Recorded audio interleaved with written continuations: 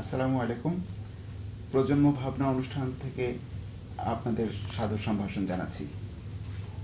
আজকে প্রজন্ম ভাবনা অনুষ্ঠানে একটি অন্য ধরনের বিষয় নিয়ে আমরা এসেছি। বিষয়টি হচ্ছে যুব সমাজের উপর ইন্টারনেটের প্রভাব। ইন্টারনেট এখন আজকের যুগের আমরা টেকনোলজি, আইসিটি, আমরা এটাকে সহজে সবাই আইসিটি বলেই জানি। এটি একটি বিপ্লব ঘটিয়েছে। এই বিষয়টি একদিকে যেমন বিপ্লব, আরেকদিকে এর কিছু অসুবিধাও আছে, এর কিছু সাইড এফেক্টও আছে। সবগুলো বিষয় নিয়ে আমরা আজকে আলোচনা করব। আজকে আলোচনায় যাওয়ার পূর্বে আমি আপনাদের সাথে আজকে যারা প্যানেলে রয়েছে তাদের সাথে আপনার প্রথমে পরিচয় করিয়ে দিতে চাচ্ছি এবং তারপর যে সমস্ত শিক্ষার্থীরা আছে তাদের সাথে পরিচয় করে দেব। প্রথমেই আছেন দেলোয়ার হোসেন আজাদ, তিনি head financial services, Grameenphone থেকে এসছেন। তারপরে রয়েছেন Nabed Iqbal, chief technology officer, BRAC bank. এবং সবশেষে আছেন আহমেদ তফসির চৌধুরী, ইনচার্জ এমটিএ। এবং তার পাশাপাশি রয়েছেন আমাদের ছাত্ররা, যারা সরাসরি আজকের এই প্যানেলিস্টদের কাছে তাদের বিভিন্ন প্রশ্ন রাখবে। আমরা প্রথমেই আলোচনায় যেতে চাচ্ছি ইন্টারনেট সংক্রান্ত বিষয়টি নিয়ে। আমি ইন্টারনেটের কথা একটু বলার আগে, তাদের কাছে যাওয়ার আগে আমি বলতে চাই যে আধুনিক বিশ্বে এখন আমরা যেমন আপনাদের সাথে কথা বলছি, স্টুডিও থেকে যোগাযোগ করছি, কথা বলছি, সেটাও কিন্তু এক ধরনের আইসিটির সুযোগ সুবিধা। আপনারা দূরে বসে আমাদের কথা শুনছেন, দেখতে পাচ্ছেন। এবং এছাড়াও ইন্টারনেটে পড়াশোনা করার সুযোগ আছে, পৃথিবীব্যাপী যে কোনো জায়গায় যোগাযোগ করার সুযোগ আছে। তো এই বিষয়টি সম্পর্কে আধুনিক বিশ্বে যে বিপ্লব ঘটে গেছে, সেই বিপ্লবটি সম্পর্কে আমি জানতে চাচ্ছি জনাব দেলোয়ার হোসেন আজাদের কাছে। আপনি কি আমাদের বলবেন যে বর্তমান বিশ্বে এই আইসিটি বিপ্লবটা কি এবং তার ব্যাপ্তিটা কতখানি? ধন্যবাদ। আসলে এই প্রশ্নের উত্তরে বলতে গেলে আমি চিন্তা করছিলাম যে ব্যাপ্তিটা কোথায় নেই। সেই ক্ষেত্রে আমি এমন খুব একটা জায়গা পাইনি যেখানে এটার ব্যাপ্তিটা খুব বেশি নেই। একমাত্র খুবই উন্নত দেশগুলো যেখানে ধরেন কৃষি কাজগুলো করে খুবই বেসিক্যালি ফিজিক্যাল লেবার দিয়ে, সেই সব ক্ষেত্রগুলো ছাড়া বাকি সব ক্ষেত্রে কিন্তু এখন ইন্টারনেটের বিপ্লবটা ঢুকে গেছে। ইট became A part of our daily life. প্রথম যদি বলি যে আপনি যোগাযোগের কথা আপনি বলেছেন, কমিউনিকেশন। আগে আমরা মানুষের একে অন্যের সাথে আমরা কমিউনিকেট করতাম চিঠির মাধ্যমে, এবং যাদের টেলিফোনের ফ্যাসিলিটি ছিল তারা টেলিফোনের মাধ্যমে কথা বলার সুযোগ ছিল, যেটা খুবই সীমিত ছিল। কিন্তু এখন মোটামুটি সবাই সবার সাথে খুবই সহজে কথাবার্তা বলছেন মোবাইল টেলিফোনের মাধ্যমে, ইন্টারনেটের মাধ্যমে মেইল দিচ্ছি, SMS করছি, তারপর ইনস্ট্যান্ট মেসেজিং করছি।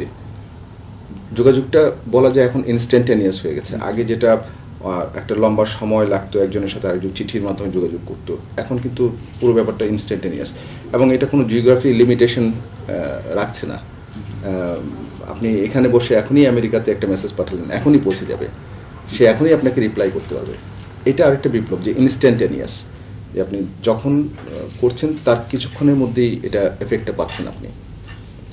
এর বাইরে আমরা যদি দেখি যোগাযোগের বাইরে আমাদের ব্যবসা বাণিজ্যে এর প্রভাব আমরা ব্যাংকিং সেক্টরে দেখি যে অনলাইন ব্যাংকিং আছে। আপনি আগে ব্যাংকে আমরা ফিজিক্যালি যেতাম, চেক জমা দিতাম বা চেক উইথড্র করার জন্য আমরা ক্যাশ টাকা নিতাম। এখন আমরা অনেক কিছু ইন্টারনেটের মাধ্যমে করতে পারি। সামনে দেখবেন অনেক কিছু আপনি মোবাইলের মাধ্যমে করতে পারছেন। আপনি আপনার অ্যাকাউন্টের সমস্ত ম্যানেজমেন্ট আপনি মোবাইলে করতে পারছেন। এছাড়া আপনি ব্যবসা বাণিজ্যে যদি এলসির কথা বলেন, এখন আগে আমরা বিভিন্ন দেশ বিদেশের সাথে যখন ব্যবসা করতাম, আমরা বিভিন্ন অফার আমাদেরকে আনতে হতো, বাই পোস্টে আসতো। এখন কিন্তু ইমেইলে চলে আসে।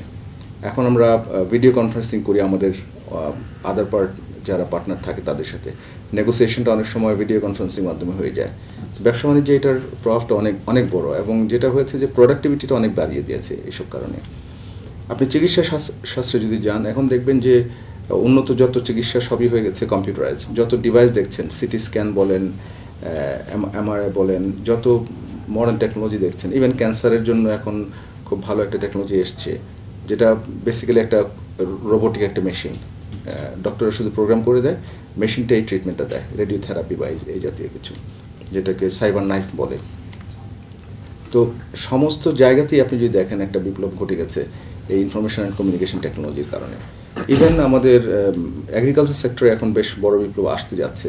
যেমন ইনফরমেশনগুলো, কৃষি বিষয়ক যে ইনফরমেশনগুলো এখন কিন্তু অনেক বেশি স্ট্রাকচার এবং অনেক বেশি রিচেবল। আমাদের প্রায় প্রতিটা উপজেলাতে এখন সাইবার ক্যাফে আছে, যেখান থেকে যে কোনো কৃষক যে কোনো ধরনের কৃষি বিষয়ক তথ্য কিন্তু ওখান থেকে পেতে পারেন ইন্টারনেটের মাধ্যমে। এ ধরনের রিপোজিটরি হয়েছে এখন সরকারের উদ্যোগে এবং ব্যক্তিগত উদ্যোগেও। এরকম আপনার যদি কোনো সমস্যা থাকে সে সাথে সাথে ওখান থেকে সাজেশন পেতে পারে। ধন্যবাদ আপনাকে। আমরা এখান থেকে অনেকগুলো জিনিস জানতে পারলাম যে আন্তর্জাতিক পর্যায়ে আমাদের যে যোগাযোগ সেটা ইন্টারনেটের মাধ্যমে হচ্ছে, আইসিটির মাধ্যমে হচ্ছে, সেটা কি চিকিৎসা, কি কৃষিকাজ, কি শিক্ষা, সর্বক্ষেত্রেই হচ্ছে। এবার দেখা যাক যে এই বিষয় থেকে শিক্ষার্থীরা কিভাবে উপকার পেতে পারে। সেই জন্য আমি অনুরোধ করব জনাব নাভেদ ইকবালকে, আপনি কি একটু বলবেন আমাদেরকে যে যুব সমাজ এই আইসিটি বা ইন্টারনেট থেকে কিভাবে সুবিধা নিতে পারে এবং কত ধরনের সুবিধা নেওয়ার সুযোগ রয়েছে? ধন্যবাদ। আজাদ ভাই যেরকম বললেন যে আমাদের ইন্টারনেটের ব্যাপ্তি এখন মোটামুটি সব সেক্টরই হয়ে গেছে। এখন আমরা যে লেখাপড়া যেটা করছি, যে সাবজেক্টেই হোক, সেটা আমার মেডিকেলে হোক, ইঞ্জিনিয়ারিংয়ে হোক, অথবা ব্যাংকিংয়ে হোক, যে কোনো জায়গায় করি, এখানে ইন্টারনেটের মাধ্যমে অনেক কিছু করা যায়। যেমন ছাত্ররা কিন্তু খুব ইজিলি আপনার অনলাইন রিসার্চ করতে পারে। যে কোনো সাবজেক্ট নিয়ে যখন কেউ জানতে চায় তখন আমার অনলাইনে সার্চ করলে কিন্তু আমি অনেক তথ্য পেয়ে যাই। তো এখন যে জিনিসটা হচ্ছে যে এখন নলেজ বিকামিং ভেরি অ্যাক্সেসেবল। আগে ছিল কি আমার শুধুমাত্র বইয়ের মধ্যে আমরা সীমাবদ্ধ ছিলাম, হয় লাইব্রেরিতে যেতে হতো। আজকাল কিন্তু আমরা অনলাইনে অনেক লাইব্রেরি আছে, সো ওইভাবেও আমরা আমাদের জ্ঞান অর্জন করতে, এবং এর ব্যাপ্তিটা অনেক বেশি। আগে যেমন ছিল আমাদের সিলেবাস থাকতো এটা পড়লে কিন্তু আমাদের ওইটুকুর মধ্যে আমার সীমাবদ্ধ, কিন্তু এখন কিন্তু নলেজ ইজ ভ্যাস্ট। মানে পৃথিবীর এখন আমরা বলতে পারি সবচেয়ে বড় লাইব্রেরি ইজ ইন্টারনেট ইটসেলফ। হ্যাঁ, তো সেই জন্য পড়াশোনার দিক থেকে এটা একটা বিশাল সুবিধা। আমি যদি মনে করেন আমার যদি পার্টিকুলার কোনো একটা সাবজেক্টে আমার ইন্টারেস্ট থাকে, সেটাতে আমি তখন কিন্তু আমার বইয়ের মধ্যেই সীমাবদ্ধ থাকছি না। আমি ইন্টারনেটে গিয়ে আমি আরও অনেক কিছু এটার সম্পর্কে আরও অনেক ইলাবোরেট কিছু জানতে পারছি। সো এটা একটা অনেক বড় দিক। আর ইন অ্যাডিশন টু দ্যাট, আমাদের দেশে এখন যেটা হয়েছে যে ইন্টারনেটের মাধ্যমে যে ধরনের আমাদের আপনার রেভলিউশনটা হয়েছে, আগে ছিল কি ইন্টারনেট এবং এই ধরনের প্রযুক্তি ছিল based on a service provider, যেটা সার্ভিসটা প্রোভাইড করলে তারপর আমি পাচ্ছি। হ্যাঁ, এখন হয়ে গেছে এটা মোর ইন্টারঅ্যাক্টিভ। আমরা যে কারণে যেটা বলি ইন্টারনেটের Web.2 মানে ভার্সন 2, তার মধ্যে হয়ে গেছে আমরা খুব ইন্টারঅ্যাক্টিভ হয়ে গেছি। যেমন এই যে এখনকার যুগে সবচেয়ে বেশি চলছে ফেসবুক ভেরি মানে সাংঘাতিক রকমের ক্রেজ চলছে ফেসবুকে। ওয়াই? তার কারণ হচ্ছে কি এটার মধ্যে ইন্টারাকশনটা বাড়িয়ে দিয়েছে উইদিন আওয়ার সেলস। এখানে কিন্তু অ্যাকচুয়ালি ফেসবুক নিজে তেমন একটা কিছু করছে না, তারা এমন একটা প্রোগ্রাম সেট করে দিয়েছে যাতে করে, হ্যাঁ, প্ল্যাটফর্মটা সেট করে দিয়েছে যাতে করে আমরাই কিন্তু কন্টেন্ট জেনারেট করছি, আমরাই আবার সেটা ইন্টারাক্ট করছি। সো আমার একটা অ্যাক্টিভিটি অটোমেটিকলি এটা আমার যে পরিচিত ফ্রেন্ড সার্কেল তারা কিন্তু পেয়ে যাচ্ছে। এবং এটার থ্রুতে আরও একটা জিনিস হচ্ছে কি আমাদের কিন্তু কমিউনিকেশন, যেটা আজাদ ভাই বললেন, অনেক সুবিধা হয়েছে কি আমিও যদি ধরেন আমার ছোটোবেলার যে সমস্ত ফ্রেন্ডের সাথে কোনো যোগাযোগই ছিল না, আমি জানিও না কোথায় আছে, ওয়ার্ল্ডের যে কোনো জায়গায় থাকুক, তারা কিন্তু এখন সব উই আর অল কানেক্টেড। আমরা আমাদের লাইফ শেয়ার করছি একজনের সাথে। সো এই ধরনের রেভলিউশন আগে কোনো চিন্তাই করা যেত না। হ্যাঁ, সো এটা একটা ভেরি গুড পার্ট। আমি বলবো যে আমাদের যত দিন যাচ্ছে তত কিন্তু আমরা ব্যস্ত হয়ে পড়ছি, আমাদের লাইফ প্রচণ্ড ব্যস্ত। সেক্ষেত্রে দেখা যাচ্ছে যে কমিউনিকেশন মানে কি, আমরা যদি ফিজিক্যালি গিয়ে কোথাও দেখা করে আসি, আগে তো তাই ছিল যে নানা বাড়ি, চাচা বাড়ি, এদের বাড়ি বেড়াতে যাব, আজকাল কিন্তু ওই সময়টাও নাই। এক হচ্ছে কমিউনিকেশন, ট্রাফিক জ্যাম, সময় নাই, এই ধরনের। কিন্তু তারপরে কিন্তু we are keeping in touch through internet, mobile, অনেক কিছুর মাধ্যমে কিন্তু আমরা we are keeping in touch. So এইগুলো ইজ ভেরি, আমি বলবো very positive side of technology adoption. হ্যাঁ, জি, আমি একটু যোগ করতে চাচ্ছি। অ্যাকচুয়ালি ছাত্রদের কথা যদি বলেন, আমরা যে সময় পড়াশোনা করেছি, আমাদের পড়াশোনার ধাঁচটা বা শিক্ষানীতিটা অন্যরকম ছিল। আমাদের ফিক্সড কিছু সিলেবাস, ফিক্সড কিছু চ্যাপ্টার পড়তে হতো টেক্সট বুকের মধ্যে, আমাদের সীমাবদ্ধতা ওইখানেই ছিল। কিন্তু এখনকার যে শিক্ষা ব্যবস্থা, এখনকার যে প্রতিযোগিতা চাকরির ক্ষেত্রে, বাস্তবিক জীবন ক্ষেত্রে, এখানে কিন্তু ওই সীমিত একটা চ্যাপ্টারের মধ্যে জ্ঞান সীমিত নাই, এবং সেই সীমিত জ্ঞান নিয়ে কেউ কিন্তু জীবনে দাঁড়াতেও পারবে না, এমন অবস্থা হয়ে গেছে কম্পিটিটিভ। তো তার জন্যে এখন আমাদের যে সিলেবাসগুলো থাকে স্কুলে বা কলেজে, যে সাবজেক্টগুলো পড়ায়, তার বাইরে আরও অনেক ধরনের নলেজ গ্যাদার করতে হয়। আদারওয়াইজ এখানে কোনো সেট কোশ্চেন নেই। দেখা যায় এমন সব প্রশ্ন করছেন বা এমন সব প্রশ্নের মোকাবেলা ওদের করতে হচ্ছে যে প্রশ্নগুলো বইয়ে হয়তো ডাইরেক্টলি লেখা নেই। তাকে আদার সাইডে যদি, সব সাইডে যদি জ্ঞান না থাকে, সে অ্যান্সার করতে পারবে না। তো ওইসব ক্ষেত্রেও এখানে ইন্টারনেট একটা বড় মাধ্যম হয়ে গেছে। যেমন আমাদের কোনো বই কিছু পড়তে হলে আমাদেরকে ফিজিক্যালি বই কিনতে হতো, এখন কিন্তু যে কোনো কিছুই আমি হয়তো জানি না বা শুনি না কোনো কিছু, এটা আমি ইন্টারনেটে সার্চ দিলাম, ওইটার সম্বন্ধে সমস্ত কিছু পেয়ে যাচ্ছি এবং I can actually instantly I can gather knowledge. Super highway বলা হচ্ছে, knowledge information super highway, information super highway. আমার হিংসা লাগে যে আমরা এই ইয়াং বয়সে এই ধরনের সুপার হাইওয়ের সাথে আমাদের সংযোগ ছিল না। এখন কিন্তু আমরা অনেক প্রচুর সময় ব্যয় করি ইন্টারনেটে জাস্ট নলেজ গ্যাদার করার জন্য। আমার মনে হয় যে you are lucky in that sense যে তোমাদের এই সুযোগটা আছে এবং এই সুযোগটা সদ্ব্যবহার করতে পারে। এডিশন টু আরেকটা জিনিস যেটা মানে ইন্টারেস্টিং পার্ট হচ্ছে কি, আমি ইন্টারনেটের সাথে মানে বাংলাদেশের জগৎ থেকে ইন্টারনেট মোটামুটি তবে থেকেই জড়িত। তো প্রথম দিকে ছিল যে ইন্টারনেটটা ছিল যেটা আমি বললাম যে ওই ওয়ান সাইডেড, হ্যাঁ, মিনিং একটা সার্ভিস যদি কেউ প্রোভাইড করা শুরু করে তাহলে আমি সার্ভিসটা অ্যাভেল করতে পারছি। হ্যাঁ, এখন হয়ে গেছে ইন্টারেক্টিভ, যেমন এই যে আমাদের ব্লগ হচ্ছে, আমাদের টুইটার, ফেসবুক, এগুলোর মাধ্যমে হচ্ছে কি আমি একটা পার্টিকুলার ইন্টারেস্ট যদি আমি ধরি যে আমার একটা পার্টিকুলার সাবজেক্টে ইন্টারেস্ট আছে, হতে পারে এটা অ্যানথ্রোপোলজি ফর এক্সাম্পল। সো আমার এইটা সম্পর্কে যদি কেউ কোনো সার্ভিস প্রোভাইড না করতো আগে, আমি কিন্তু সার্চ করে পেতাম না। হোয়ারাজ আমার যে ইন্টারেস্ট আছে, আমি যদি বই পড়ে অনেকের সাথে কথা বলে আমি একটা রিসার্চ করে আমি একটা ব্লগে আমার যদি তুলে ধরি, সেটাই কিন্তু আলটিমেটলি সার্চ করলে আবার পাওয়া যাবে। তো সেক্ষেত্রে এটার গ্যাদারিংটা মানে আমি যদি মনে করি যে না আমার একটা পার্টিকুলার ইন্টারেস্ট যেটা হয়তো আর কারো নাই, উইচ ইজ রং। সারা পৃথিবীতে কারো না কারো সেম ইন্টারেস্ট আছে, so it's very easy to get in touch with those people এবং আমি এটা পাবলিশ করতে পারছি। And it's free. Wikipedia, exactly. Great example. Very good example.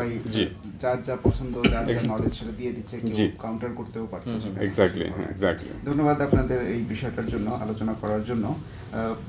সুধীবৃন্দ, আপনারা লক্ষ্য করলেন যে ইন্টারনেট সম্পর্কে যে বক্তব্যটা আসছে এবং তার যে বিপ্লব ঘটে গেছে সেই সম্পর্কেও হলো, এবং এর মহা একটা সাগর বলা যেতে পারে, সুবিধার একটা সাগর বলতে পারি আমি।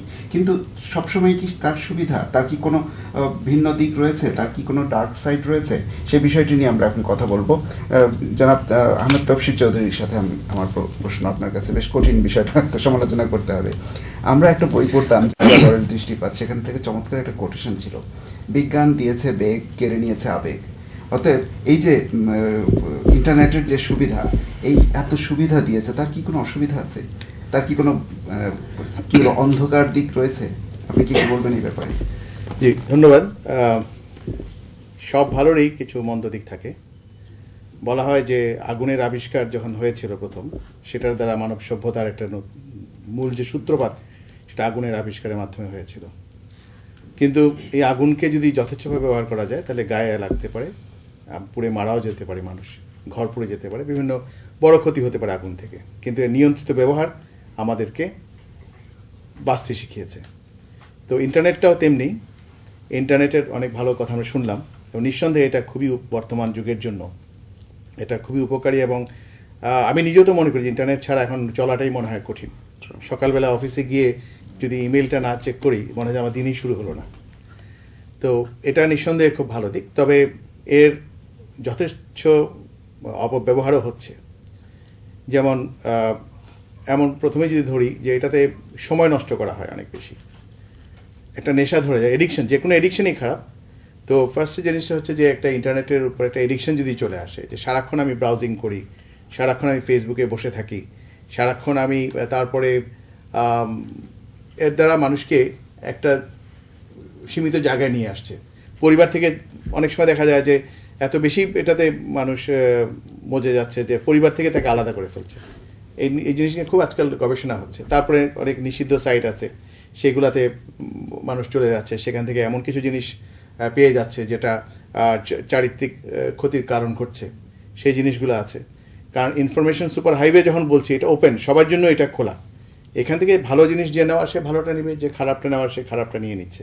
তো মানুষের প্রবণতাই হলো খারাপের দিকে যাওয়ার, অতএব এটা একটা বড় জিনিস। তারপরে আপনি ধরেন অনেক সময় মানুষকে অ্যাবিউজ করা হচ্ছে। আপনাকে আমি পছন্দ করি না, তো আপনার নামে একটা কিছু আমি ছেড়ে দিলাম ইন্টারনেটে। এটা বেশ হচ্ছে আজকাল। এটা আমরা মনে হয় এটা আমরা যারা আহমদী জামাতের সদস্য আমরা জানি যে কিছুদিন আগে আমাদের খলিফা হুজুর বলছিলেন যে ওনার নামে একজনে একটা ফেসবুক খুলে ফেলেছে, উনি নিজে জানেন না। ওনার ছবি দিয়ে মির্জা মসরুর আহমদ নামে একটা ফেসবুক, এবং খুলে ফেলে আপনি সহজে এটা বন্ধ করতে পারেন না। এটা বন্ধ করে যথেষ্ট সময় পেতে হয়েছে, এখন বন্ধ হয়ে গেছে, এটা বন্ধ করা হয়েছে, কিন্তু এটার জন্য যথেষ্ট বেগ পেতে আমার জানা মতো একজন সিনিয়র ব্যাংকার, উনি একটা ব্যাংকের এমডিও ছিলেন, বর্তমানে দেশের বাইরে আছেন, নাম আমি বলতে চাই, নাম বললে অনেকেই চিনবেন, তার নামে তার নিজস্ব একটা ফেসবুক আছে, কিন্তু তার সেই ছবি দিয়ে তাকে খুব মন্দভাবে একটা শব্দ ব্যবহার করে তার নামে আরেকটা ফেসবুক খুলে দিয়েছে কেউ। এই ধরনের কাজ হচ্ছে। তারপরে অপরিচিত লোকের সঙ্গে আমি আর সামনে আরও ডিসকাশনে আসবো যে সিকিউরিটি সেফটি ইস্যুগুলো যখন আসবে। তো এইভাবে কিন্তু ইন্টারনেট মানুষের উপকারের সঙ্গে সঙ্গে কিছু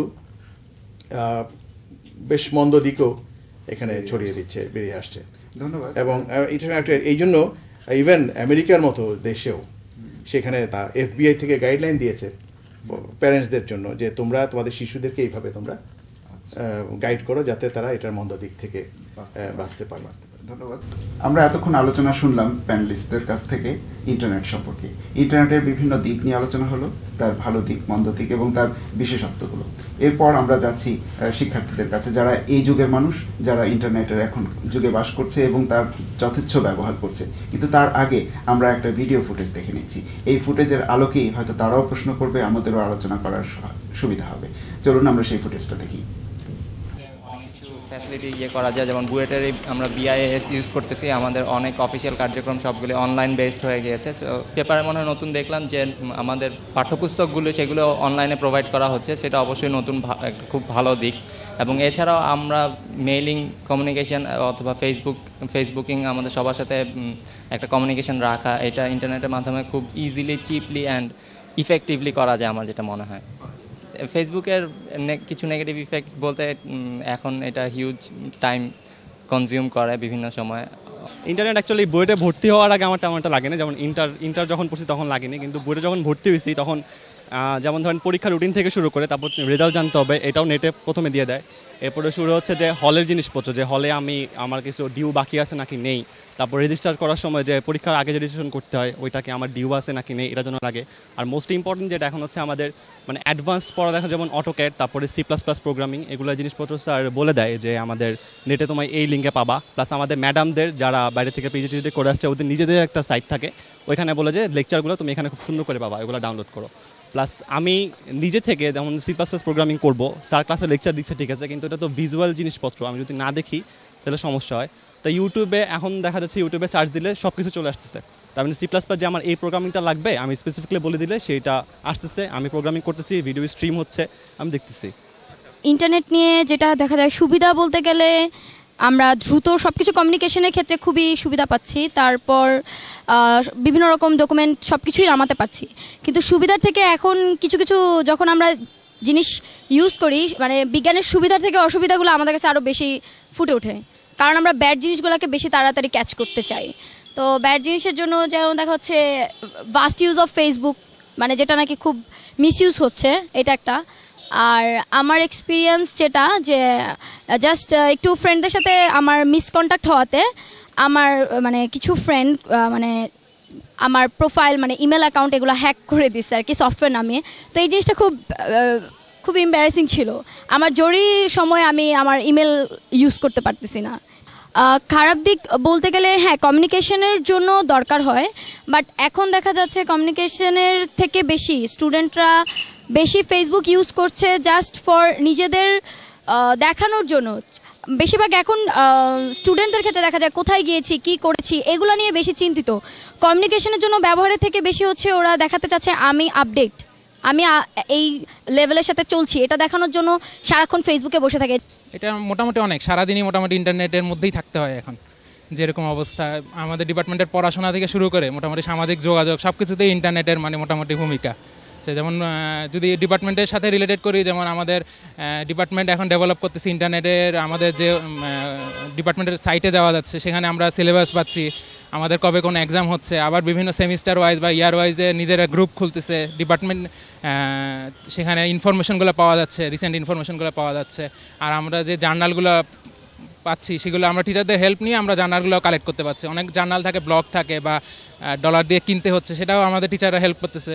সো এগুলোতেও মানে ইন্টারনেটের মানে ভালো ভূমিকা বলা যায় আর কি। খারাপ তো মানে যথেষ্ট। যেমন আমরা এখন তো আমি খালি জার্নালের কথা বললাম, পাশাপাশি যে আমরা সামাজিক যোগাযোগের যে ওয়েবসাইটগুলো আছে যেমন হাই5 বলেন বা ফেসবুক বলেন, যেগুলো বেশি বাংলাদেশে চলতেছে, সেগুলোর মধ্যে যেমন ভালো আছে খারাপও আছে। যেমন ভালো যদি বলি যে ফেসবুকের মাধ্যমে অনেকের সাথে যোগাযোগ হচ্ছে, ফ্রেন্ডদের সাথে মানে ভালো যোগাযোগটা থাকতেছে। ইভেন আমাদের ডিপার্টমেন্টের অনেক টিচারেরও রিয়েল আইডি আছে, দেখা যাচ্ছে ফেসবুকে যোগাযোগ হচ্ছে স্যারদের সাথে, ওনাদের সাথে অনেক কিছু ডিসকাশন হচ্ছে, ওনারা অনেক লিঙ্ক দিয়ে দিচ্ছে পোস্ট করে, যেটা আমরা দেখে মানে অনেক কিছু জানতে পারছি। ওনারা ক্লাস না নিলেও জানাই দিচ্ছে যে ক্লাস নিব না, জানতে পারতেছি।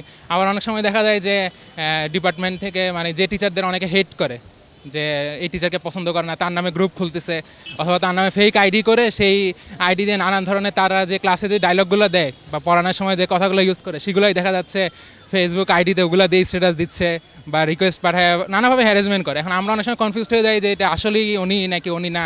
বিশেষ করে সিনিয়র টিচারদের ক্ষেত্রে এটা বেশি হয়। কিছুদিন আগে আমরা দেখছি যে ফেসবুকে বিভিন্ন পলিটিক্যাল লিডারদের নামে আইডি খুলে অনেকভাবে ওরা হ্যারাসমেন্ট করছে। তারপরে মেয়েদেরকে নানাভাবে হ্যারাসমেন্ট করার চেষ্টা করা হয়। আর ফেসবুক ছাড়াও যেটা হয় যে ব্লগ তো এখন অনেক ফেমাস। এখন ব্লগ নিয়ে দেখা যাচ্ছে অনেক ব্লগের লিঙ্ক পাওয়া যায় বা ব্লগ পড়তে আমাদের উৎসাহিত করা হয় যে ব্লগ পড়ি, বাট কোনো ব্লগকে নিউট্রাল পাওয়া খুব টাফ। দেখা যাচ্ছে কোনো ব্লগে দেখা যাচ্ছে মানে পলিটিক্যাল কথাবার্তা, বায়াসড কথাবার্তা বলতেছে, কেউ কোনো স্পেসিফিক পলিটিক্যাল পার্টির হয়ে ব্লগ খুলতেছে, সামাজিক বিষয় নিয়ে কথাবার্তা খুব কম। যে আমরা যে বিষয়গুলো মানে নর্মালি দেখি যে এটা মানে প্রহিবিট করা উচিত বা এটার পক্ষে বিপক্ষে, এরকম কোনো ডিবেটের কোনো ব্লগ নেই। যদি সামান্য ঢাকা ভার্সিটি স্টুডেন্টরা যদি রাস্তায় গাড়ি ভাঙচুর করতেছে, বাস সিগন্যাল অমান্য করলো, এজন্য পুলিশের সাথে মারামারি করলো, তাহলে এক ব্লগে লিখলো ঢাকা ভার্সিটি সম্পূর্ণ এগেনস্টে, মানে নানা ধরনের স্ল্যাং ইউজ করে ব্লগ খুলে মানে মোটামুটি একটা অ্যারাইজ করে ফেললো জনগণকে যে ঢাকা ভার্সিটি খারাপ। আবার এক ব্লগ আবার তার বিরুদ্ধে আরেক জায়গায় লিখলো যে সে খারাপ, সে প্রাইভেট ভার্সিটিতে পড়ে, সে ঢাকা। আমি তো মনে করি যে ইন্টারনেট হচ্ছে একটা মানে আমাদের আধুনিক বিজ্ঞানের একটা যুগান্তকারী পদক্ষেপ। শিক্ষার ব্যাপারে আমরা দেখতেছি যে ইন্টারনেটে আমরা যেসব ডকুমেন্ট কিংবা আমরা শিক্ষণীয় বিষয় যেসব লিটারেচার আমরা পাই, সেটা তো একটা বিরাট পদক্ষেপ আমি বলবো। আমাদের ইয়াং জেনারেশনের জন্য ভালো খারাপ অনেক কিছুই আছে। আমি আশা করবো যে আমাদের ছাত্ররা কিংবা ইয়াং জেনারেশন যারা আছে ভালো জিনিসটাই গ্রহণ করবে। আমরা যে ভিডিও ফুটেজটি দেখলাম, এখান থেকে অনেকটাই স্পষ্ট হয়ে গেল যে ইন্টারনেটের ভালো দিক, মন্দ দিক এবং তার ব্যাপকত্বটা সবটাই আমরা এখান থেকে বুঝতে পারলাম। এবার আমরা সরাসরি ছাত্রদের কাছে যাচ্ছি, দেখি তারা কি বলছে, তাদের ধারণাটা কি। এবার তোমাদের প্রশ্ন করার পালা। তোমরা এবার প্যানেলিস্টদের কাছে প্রশ্ন করো। যারাই প্রশ্ন করতে চাও প্রথমে নিজের পরিচয় দেবে এবং কার কাছে তোমার কি প্রশ্ন সেটা বলবে। সংক্ষেপে প্রশ্নটি করলে ভালো হবে। শুরু করো, কে বলতে চাচ্ছে? আচ্ছা, আসসালামু আলাইকুম, আমার নাম সোহেল আহমেদ নিশো। আমি ইস্ট ওয়েস্ট ইউনিভার্সিটিতে পড়ছি, MBA সেকেন্ড সেমিস্টার। আমার অ্যাকচুয়ালি একটা কোশ্চেন হচ্ছে যে এখানে যেটা মোস্টলি দেখা গেছে যে যেটা ইন্টারনেটে যেটা ডিসঅ্যাডভান্টেজ ফলস যেগুলো দেখাচ্ছে যে প্রাইভেসি সিকিউরিটির একটা প্রবলেম, কিন্তু আমার অ্যাকচুয়ালি কোশ্চেনটা হচ্ছে এভাবে আসা উচিত যে আসলে ইমেলে বা ফেসবুকে বা অর্কুটে বা যেটাতে যে আদার যে সোশ্যাল সাইটগুলোতে আছে, এগুলোর একটা লেভেল অফ সিকিউরিটি আছে বা একটা কাস্টমাইজ সিকিউরিটি লেভেলও আছে। অ্যাকচুয়ালি আপনি কাকে রাখবেন ব্লগের ভিতরে, কাকে আপনি গ্রুপের মধ্যে রাখবেন, কাকে কতটুকু আপনি সিকিউরিটি প্রোভাইড করবেন, কাকে কতটুকু আপনি এক্সপোজার দিবেন। তো এগুলো কিন্তু একটা সফিস্টিকেটেড একটা ইনফ্রাস্ট্রাকচারের ভিতরে দিয়ে প্রোগ্রামিং করা আছে। তো অ্যাকচুয়ালি এইসব ক্ষেত্রে এখন একটা স্টুডেন্ট সে যদি তার নিজের সিকিউরিটিকে যদি কনসিয়াসলি যে মেনটেন না করে এবং এটার জন্য যদি সে কোনো একটা বিপদে পড়ে যায়, এটার জন্য আসলে সাইটটা কতটুকু দেয়। আমি অ্যাকচুয়ালি প্যানেলের কাছে কোশ্চেন করছি। আমি বলছি, হ্যাঁ ঠিক আছে। এটা actually your very much right. এখানে আমাদের যেটা শিক্ষণীয় বিষয়, এগুলো থেকে যেটা আমাদের বেরিয়ে আসলো, প্রত্যেকটা সাইটে যেগুলো এই সোশ্যাল নেটওয়ার্কিং সাইটগুলো আছে, প্রত্যেকেরই কিন্তু সিকিউরিটি ফিচার আছে। কিন্তু আমরা যখন প্রথমে তো আমরা কিছু জানি না, যে কারণে দেখা যাচ্ছে আমি একটা অ্যাকাউন্ট খোলা থাকলে খুলে দিলাম। সো ডিফল্ট যে সিকিউরিটিগুলো আছে সেগুলোই থাকলো, উইচ ইজ নট সাফিসিয়েন্ট। হ্যাঁ, ম্যাক্সিমাম ক্ষেত্রে দেখা যাচ্ছে যে ওই আমার ডিফল্ট সিকিউরিটিতে আমার ছবি থেকে শুরু করে আমার সমস্ত ইনফরমেশন যে কেউ ঢুকে দেখতে পারে। সো সেই জন্য মানে আমাদের সাইট থেকে আমরা যারা প্রফেশনাল আছি, আমরা যেটা অ্যাডভাইস করি, আমরা যে কোনো নতুন কোনো সাইটে ঢোকার আগে ওইটার যে সমস্ত নিয়মকানুন আছে এগুলো ভালো করে দেখে নেওয়া উচিত, যে আদৌ এখানে কোনো সিকিউরিটি ফিচার আছে কিনা, ওয়েদার আমি এগুলো ব্লক করতে পারবো কিনা, আমার ইনফরমেশন কে দেখতে পাবে না, এই ধরনের যদি ফিচার না থাকে। যেমন ইনিশিয়াল স্টেজে যদি ইফ ইউ টক অ্যাবাউট প্রথম দিকে যখন ফেসবুক আসলো, তখন কিন্তু তাদেরও এই সিকিউরিটি ফিচারগুলো ছিল না। পরে যখন এই ধরনের খারাপ এক্সপিরিয়েন্সগুলো হচ্ছে তখন কিন্তু তারা ধীরে ধীরে আরো সিকিউরিটিকে স্ট্রং করা শুরু করলো। সো যেই কারণে আমার হচ্ছে যে ইনিশিয়াল স্টেজে এই এক্সপোজারটা থাকবেই সবার জন্য, বাট নিজেদের জন্য যে সমস্ত মানে অ্যাওয়ারনেস যেটা আমাদের করা উচিত আমাদের, সেটা হচ্ছে গিয়ে ইনিশিয়াল স্টেজে আমি বলবো যে যত কম ইনফরমেশন শেয়ার করা যায় about your self is better. হ্যাঁ, যেমন আমি ইনিশিয়াল স্টেজে আমার হয়তো মোবাইল নাম্বার থেকে ইমেল অ্যাড্রেস এগুলো দিলাম না দিয়ে যতটুকু করা যায় ততটুকু করলাম। সো এইভাবে করে আমার মনে হয় ইনিশিয়াল যদি তারপরে ফিচার আসে যে না ঠিক আছে আমার এখানে সিকিউরিটি ফিচার এসছে যে আমি এটা ব্লক করতে পারবো, তখন হয়তো আমি দিলাম। সো এই ধরনের ফিচারগুলো কিন্তু আমাদেরকে ওইভাবে অ্যাড্রেস করতে হবে। আমি একটু অ্যাড করি এখানে, ইন্টারনেট কিন্তু আমাদের সমাজের বাইরের কোনো কিছু না। ইন্টারনেট একটা platform created and develop by people like us, এবং এখানে আমরা কখনোই চাইনি যে এটা এত কন্ট্রোল হবে যাতে ইনোভেশনটা বন্ধ হয়ে যাবে, মানুষের ভাব প্রকাশের ওয়েটা বন্ধ হয়ে যাবে। তো এই ওপেননেসটা রাখার জন্যই এটাকে অনেকে মিসইউজ করবে। একটা জিনিস আমাদের চিন্তা করতে হবে যে আমাদের জীবনের কিন্তু যে কোনো কিছু অনিয়ন্ত্রিত যদি হয় বা ইনডিসিপ্লিনের মধ্যে যদি কিছু থাকে, সেটার ফল কখনোই ভালো হয় না, সেটা ব্যক্তি জীবনেও এবং আমি ইন্টারনেট ব্যবহারের ক্ষেত্রেও তাই। আর ইন্টারনেট যেটা বলেছে অনেকেই যে এটা একটা বিশাল বড় সাগর, পাওয়ার হাউস। একজন বলেছে এটা আগুনের মতন, আগুন দিয়ে মানুষের সভ্যতার উন্মেষ ঘটেছিল, আবার এই আগুন দিয়ে মানুষকে পুড়িয়ে মারা যায়, তাই না? আমি ব্যবহারটা কীভাবে করছি তার উপর অনেক কিছু ডিপেন্ড করছে। আমরা যারা সিনিয়র যারা আছি আমাদের কিছু দায়িত্ব আছে আমাদের পরবর্তী প্রজন্মের কাছে, যে এরা কিভাবে ব্যবহার করবে একটা এত বড় পাওয়ারফুল একটা টুলস। এটা কি তাকে কোনো কিছু না শিখিয়ে তার হাতে তুলে দেওয়াটা ঠিক হবে? আমি আমার বাচ্চার ক্ষেত্রে যেটা করেছি, আমার বাচ্চাকে যখন ইন্টারনেট আমি এক্সপোজ করেছি, আমি বলেছি যে এখানে কিছু ডিসিপ্লিন আছে, তোমাকে মেনটেন করতে হবে, এবং এই ডিসিপ্লিন মেনটেন না করলে কি হবে সেটাও আমি তাকে বুঝিয়েছি। অ্যান্ড বোঝানোর পর কিন্তু সে বুঝেছে এবং ওই জিনিসটা কিন্তু প্র্যাকটিক্যালি করছে। যেমন আমার বাচ্চা ফেসবুক অ্যাকাউন্ট আছে, কিন্তু তার জন্য বলা আছে সপ্তাহে মাত্র 1 ঘন্টা সে ফেসবুকে সময় দিতে পারবে। তো এরকম যদি আমি ডিসিপ্লিন করে দিই, একটা রুটিন করে দিই এবং লিমিটটা রাখি যে হ্যাঁ, if this Facebook is fun for you, you can play with it for 1 hour in a week.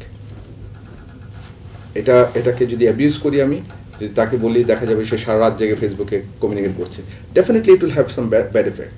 তো এই বড়দের ক্ষেত্রে আমার মনে হয় এই জিনিসটা একটা দায়িত্বের মধ্যে পড়ে, যে তাদেরকে গাইড করা যে ইন্টারনেটের যে খারাপ দিকগুলো আছে। আমরা যখন বাচ্চাদের নিয়ে রাস্তায় যাই, আমরা তাদেরকে রাস্তা হাত ধরে পার করি, তাই না? কিন্তু ইন্টারনেটে কিন্তু আমরা তাকে হাত ধরে পার করছি না, তাকে ছেড়ে দিচ্ছি, এবং সে পানিতে পড়ে যেতে পারে, আগুনে পড়ে যেতে পারে, এবং এটা কিন্তু তাদের অজ্ঞতার জন্যই হতে পারে। তো আমাদের দায়িত্বটা হচ্ছে যে আমাদের পরবর্তী প্রজন্মকে শেখানো যে এখানে ভালো আছে, মন্দ আছে, ইউ শুড চুজ। আমরা যেন তাদের হাতে একটা মশাল দিতে পারি যে ইন্টারনেটের ভিতরে সে যখন ঢুকবে, এই মশাল, বিবেকের মশাল নিয়ে আগাবে এবং সে তার প্রয়োজনীয় জিনিসগুলোই নেবে, অপ্রয়োজনীয় জিনিসগুলোর দিকে যাবে না সে। তার মানে এটা শুধু সাইটই নয়, তাই না? এটার ব্যবহারকারীরও যথেষ্ট সচেতনতা দরকার আছে। আমি এটাই বলতে আসছি, অ্যাকচুয়ালি কি এটা টেকনোলজি প্রবলেম নাকি এটা মোরালের প্রবলেম? না, এটা ডেফিনেটলি ভ্যালুজের প্রবলেম, ভ্যালুজ। এবং আমি কিন্তু আমার মানে নতুন প্রজন্মকে সরাসরি দোষ দিতে পারি না। কেন? যে তাদের ভিতরে কিউরিয়াসিটিটা অনেক বেশি, জানার, নতুন কিছু দেখার, শেখার বা বোঝার। সেটা খারাপও হতে পারে, ভালো হতে পারে, দুই দিকে হতে পারে। সেই বিবেকবোধ অনেক সময় তাদের অত স্ট্রং থাকে না। যদি তাদের ভিতরে আমরা সেই ভ্যালুজগুলো দিতে পারি যে তোমার কিভাবে এটাকে হ্যান্ডেল করবে, এই শিক্ষাটা যদি আমরা তাদেরকে দিতে পারি, তাহলে আমরা এটা কার্যকরভাবে তারা হয়তো এটা ব্যবহার করতে পারবে। তুমি ড্রাইভিং জানো, কিন্তু ড্রাইভিং না জেনে যদি ড্রাইভিং সিটে বসো তাহলে অ্যাক্সিডেন্ট করবে, অথবা ড্রাইভিং জেনেও যদি আইন না মানো, সিগন্যাল না মেনে চলে গেল, তাহলে অ্যাক্সিডেন্ট হবে। আসলে ডিসিপ্লিনটা সব জায়গাতেই। এবার প্রশ্ন করার পালা, আরেকজন প্রশ্ন করতে পারে। ঠিক আছে, তুমি প্রশ্ন করতে চাও, করো, নাম পরিচয় দাও, তারপর বলো। আসসালামু আলাইকুম, আমার নাম মামুনুর রশিদ, আমি জামিয়া আহমদিয়া বাংলাদেশের 5th ইয়ারের ছাত্র। তো আমার প্যানেলের কাছে প্রশ্ন যে প্রথমে আমি উপস্থাপক সাহেবের একটা কথা বলবো, যে উনি বলেছেন যে বিজ্ঞান আমাদেরকে বেগ দিয়েছে কিন্তু আবেগটা কেড়ে নিয়েছে। তো কথাটার সাথে আমি একমত। তো এরপরে প্রশ্ন সেটা হলো যে আমাদের বর্তমান জেনারেশন, ইয়াং জেনারেশন বলেন বা ছোটরা যারা আছে, এরা অনেক বেশি যান্ত্রিক হয়ে যাচ্ছে। তাদের ছোটবেলা থেকে বাবা মা এমনভাবে তাদেরকে প্রেশার ক্রিয়েট করতেছে এবং তাদের বর্তমান যে সমস্ত ইনস্ট্রুমেন্ট রয়েছে এগুলোর সাথে এত বেশি তাদেরকে মিশিয়ে ফেলতেছে যে তারা অনেক বেশি যান্ত্রিক। যেমন আমরা এবং আপনারাও যেটা ছোটবেলায় আমরা যেটা জানি দেখে শিখছি, যেমন এটা একটা গরু, তারা এখন সেটা জানতেছে না, এটা একটা লাঙল। তারা দেখতেছে যে baby this is a cow, ইন্টারনেটের থেকে শিখতেছে এটা একটা গরু, এবং গরুটা কি করতেছে তারা সেটা জানে না।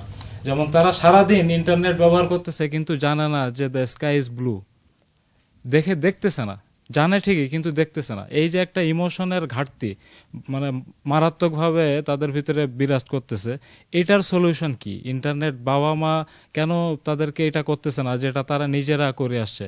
আধুনিকতা ভালো, কিন্তু আধুনিকতার নামেও আবার কিছু বাড়তি কাজ চলে আসতেছে, উশৃঙ্খলতা চলে আসতেছে, এটার সলিউশন কি? নাভিদ সাহেব আপনি বলবেন? খুব ভালো করেছো। এটা অ্যাকচুয়ালি ভেরি ট্রু। যেমন আমাদের টেকনোলজিটা এত গভীরভাবে আমাদের মধ্যে ঢুকে যাচ্ছে, যেটাতে করে যেটা আমরা বলি ইংলিশে ইন্ট্রোভার্ট, ছেলেমেয়েরা ইন্ট্রোভার্ট হয়ে যাচ্ছে, নিজেদের মধ্যে থাকে, আত্মকেন্দ্রিক হয়ে যাচ্ছে। দেখা যাচ্ছে যে সে আগে যেমন আমরা কি করতাম, আমরা পাড়াতে গিয়ে একসাথে খেলাধুলা করতাম, ফুটবল খেলতাম, এদের সাথে আলাপ আলোচনা হতো। কিছু কিছু ক্ষেত্রে আমাদের দেখা যাচ্ছে এটিকেট আমরা শিখছি না, সামনাসামনি কথা বললে একজনের সাথে কিভাবে কথা বলতে হয় সেটা করছি না। ইন্টারনেটের ওই শর্ট কোড আছে, কোথায় স্মাইলি দিব, কোথায় দিব, এইটুকু খুব ভালো করে জানি। হ্যাঁ, কিন্তু এই যে সামনাসামনি কথা বলার যে সমস্ত এগুলো কিন্তু আমরা অনেক সময় পারি না, জানছি না। You are very much right. এটার জন্য আমাদের অ্যাকচুয়ালি এটার একটা ব্যালেন্স করা দরকার সব কিছুতেই। যেমন এই যে সব স্কুল কলেজ সব জায়গায় কিন্তু ক্লাব হয়, হ্যাঁ ক্লাব হয়, এখানে যাওয়া, এগুলো উদ্বুদ্ধ করা, খেলাধুলার মধ্যে উদ্বুদ্ধ, মানে এক্সটার্নাল স্পোর্টস। আমাদের অ্যাকচুয়ালি এটা সামাজিকতা, আমাদের যেমন আগে অনেক মাঠ ছিল, কিন্তু ঢাকা শহরেই অনেক মাঠ ছিল, এখন কিন্তু খুব কমে গেছে, এগুলো নাই। কিন্তু এই ধরনের অ্যাক্টিভিটি আমাদের মানে প্যারেন্টসদেরকেই উদ্বুদ্ধ করতে হবে। ইন্টারনেটের একটা পোর্শন থাকবে যে ঠিক আছে, যেমন আমার মনে আছে ছোটবেলায় তখন কিন্তু টিভি ছিল, খুব কম ইয়েতে ছিল, কিন্তু টিভি এসেছিল। আমাদের বলা ছিল কি, তুমি এই শেষ করলে, পড়ালেখা এগুলো শেষ করলে 1 ঘন্টা টিভি দেখতে পারবা। ওই অনুষ্ঠানটা আমার একটা প্রিয় অনুষ্ঠান আছে, সে ফর এক্সাম্পল একটা কোনো কার্টুন হতে পারে বা কিছু, ওইটা দেখতে পারবা, হাওয়েভার তোমার এইটুকু শেষ করতে হবে। এইভাবে কিন্তু আমাদেরকে গাইড করে নিলে we can still manage that. হ্যাঁ, কিন্তু একটা জিনিস হচ্ছে কি, আমাদের একটা পর্যায়ে যখন আমাদের ম্যাচুরিটিটা চলে আসে, তারপরে এটা আমাদের উপরে ছেড়ে দিবে যে আমি কতটুকু করবো। যেমন আমি এখনো বলি যে আমাদের ইনফ্যাক্ট আমার নিজের ক্ষেত্রেও আমি মানে অনেকটা বলবো যে এখন কিন্তু বই পড়ার ইয়েটা অনেক কমে গেছে। বই পড়ার কিন্তু একটা আলাদা আছে, মজা আছে, যে জিনিসটা কিন্তু এখনকার যুগে ছেলেমেয়েরা কিন্তু খুব কম বুঝছে। সবকিছু ইন্টারনেটেই আমি করছি, এটার মধ্যে কোনো বই পড়ার মানে গল্পের বই থেকে শুরু করে এনি বই, হ্যাঁ, সো এগুলো যদিও ইন্টারনেটে পাওয়া যাচ্ছে, হ্যাঁ, কিন্তু এই গল্পের বই পড়বো যে আমরা। তারপরে এই যে যেমন ইন্টারাকশন, যেমন আমার কিন্তু অনেক আমার সব আত্মীয় স্বজনের সাথে কিন্তু আমার ইন্টারনেটে যোগাযোগ আছে, হ্যাঁ, কিন্তু আমার তাদের বাসায় যাওয়া হচ্ছে না।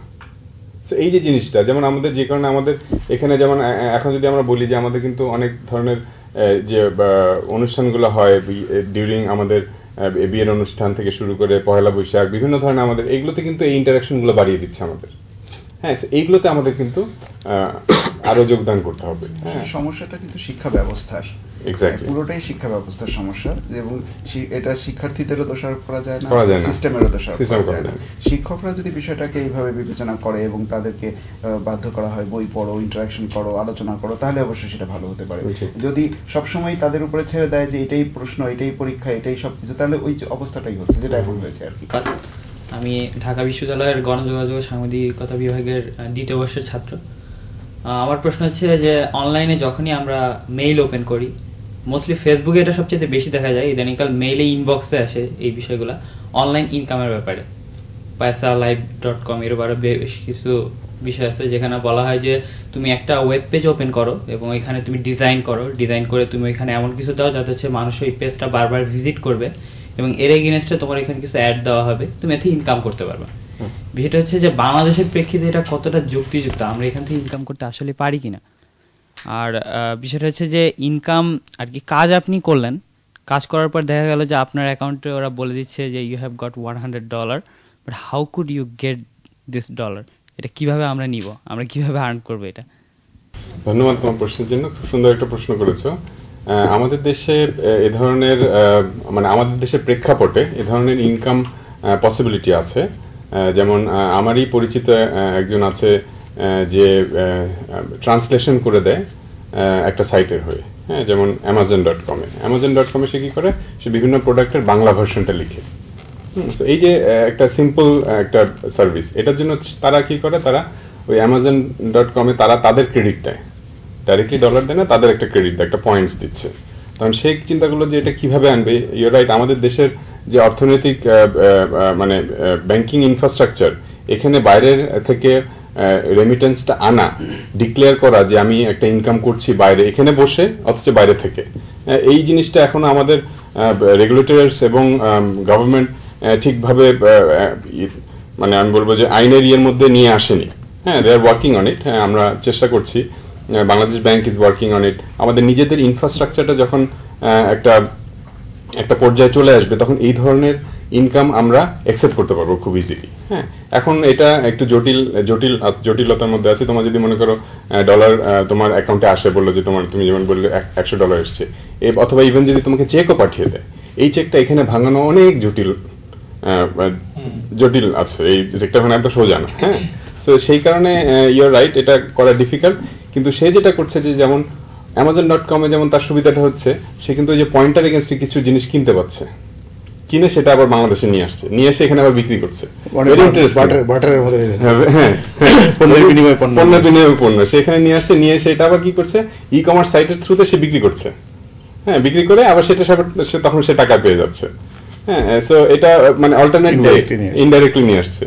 সো হ্যাঁ, এই ধরনের অনেকেই করে, বাট একটা প্রসেস আছে, নাই যে একদম তা না। বাংলাদেশ ব্যাংকের থ্রুতে ইউ ক্যান অ্যাপ্লাই যে আমি অনলাইনে এই ধরনের কাজ করি, এবং এই ধরনের কাজ করার জন্য although it's not very easy, আমি বললাম এটা বেশ জটিল আছে, but there is a process. তুমি যদি আসলেই ভালো ইনকাম করতে পারো, যেমন অনেকে ওই যে প্রোগ্রামিং করে দেয়, ইউর রাইট, অনেকে প্রোগ্রামিং করে দেয়, অনেক ইয়ে করে, আমাদের এখানে করেও অনেকে।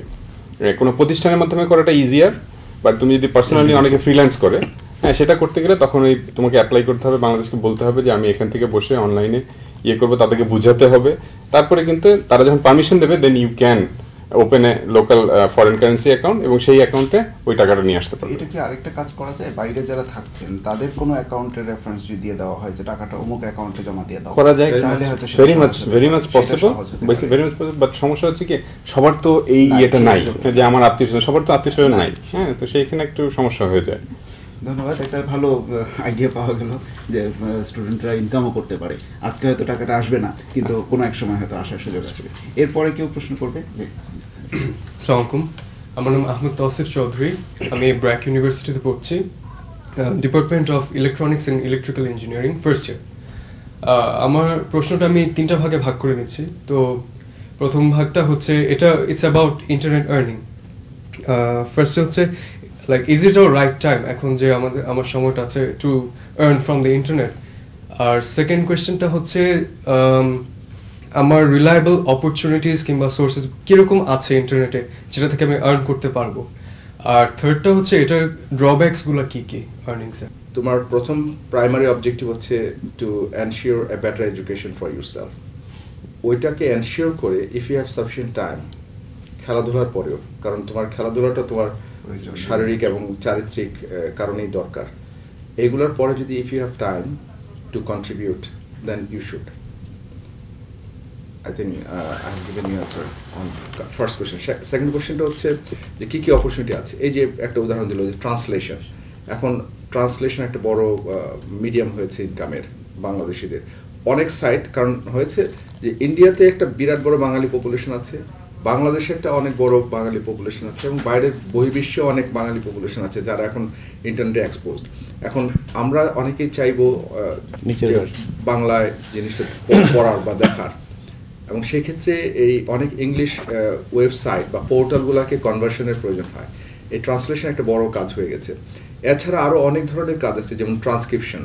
অনেক বিদেশি যে হসপিটালগুলো আছে, হসপিটালের টোটাল প্রসেসগুলো কিন্তু অটোমেটেড। ইভেন ডক্টর যে প্রেসক্রিপশন লিখছে সেটাও কিন্তু আবার ওরা স্ক্যান করে রাখে রুগীর ডাটাবেজের সাথে, এবং ওই কী কী মেডিসিন দিল এগুলো কিন্তু ডাটাবেজে ঢোকানো হয়।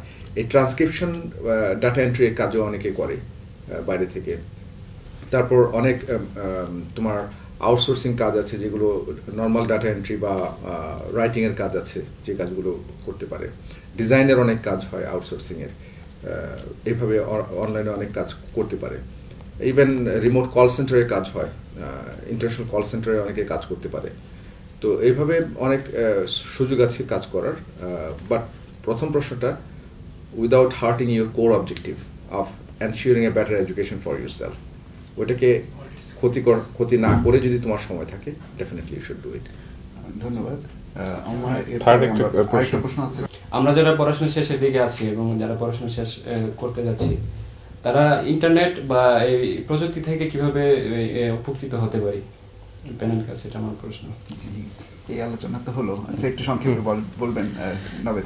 আচ্ছা, তোমরা যারা শেষ করছো, ইনফ্যাক্ট কিছু কিছু জায়গায় যেমন সবচেয়ে বড় একটা প্রবলেম আমরা ফেস করি, আমরা যারা চাকরিতে আছি, যারা চাকরি দিচ্ছি, অবভিয়াসলি তোমার পড়াশোনা শেষ করার পরে প্রথম কাজ হচ্ছে কি কোনো একটা জবে ঢোকা। সো জবে ঢোকার আগে তোমাদের সবার আগে যেমন এই যে বললাম অনলাইন রিসার্চ করে তোমরা দেখতে পারো যে একটা ইন্টারভিউ ফেস করতে গেলে কি কি করা উচিত। এটা যেমন একটা সাবজেক্ট, এটা কিন্তু এই জিনিসটা কিন্তু আমাদের প্রপার মানে আমাদের এডুকেশন সিস্টেম কিন্তু এটা আমাদের শিখায় না, how to face an interview.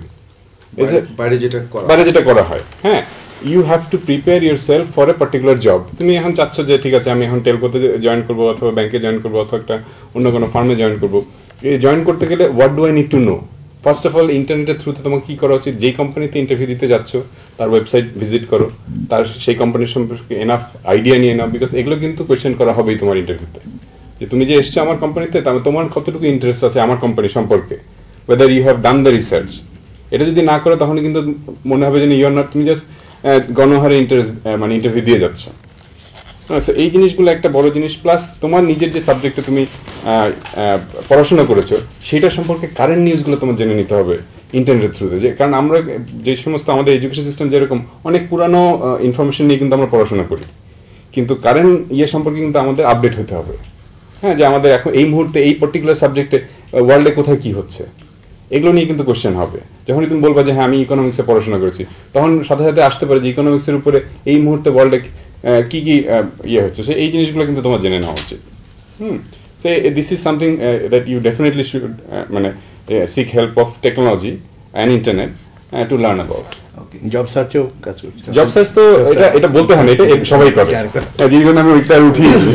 ধন্যবাদ। এই পরের প্রশ্ন কে করছে? আমার প্রশ্ন হচ্ছে, যেমন দেলোয়ার হোসেন আজাদ সাহেব বললেন যে 3G আসলে আমাদের ইন্টারনেটের স্পিডটা বেড়ে যাবে। 2008 সালে বাংলাদেশ এবং ভারত যৌথভাবে উদ্যোগ নিয়েছিল যে এই 3G লাইসেন্সটা করার জন্য উদ্যোগ নেওয়া হয়েছিল, যেখানে ভারত এখন তার সুবিধা 3Gর যে সুবিধা সেটা ভোগ করতেছে, কিন্তু বাংলাদেশে এখনো অনুমোদনের ব্যাপারটাও আসেনি। এটা কি সরকারের অনাগ্রহের কারণে না কোম্পানিগুলোর অনাগ্রহের কারণে? এটাই আমার প্রশ্ন। 3G একটা লাইসেন্স দরকার হয়।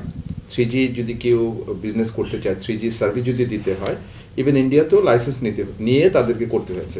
আমাদের বাংলাদেশে এখন পর্যন্ত সরকার 3G লাইসেন্সিং পলিসিটা ফাইনালাইজ করেননি, যার জন্য আমরা ইচ্ছা করলে আমরা ব্যবসা করতে পারছি না। আমরা গত 1-1.5 বছর ধরে সরকারের সাথে কন্টিনিউসলি আলাপ করছি যে এটা ওপেন করে দেয়া হোক, কারণ তাইলে জনগণ এই ধরনের হাই স্পিড ব্যান্ডউইথ পাবে এবং অনেক মডার্ন অনেক টেকনোলজির সাথে এক্সপোজড হবে।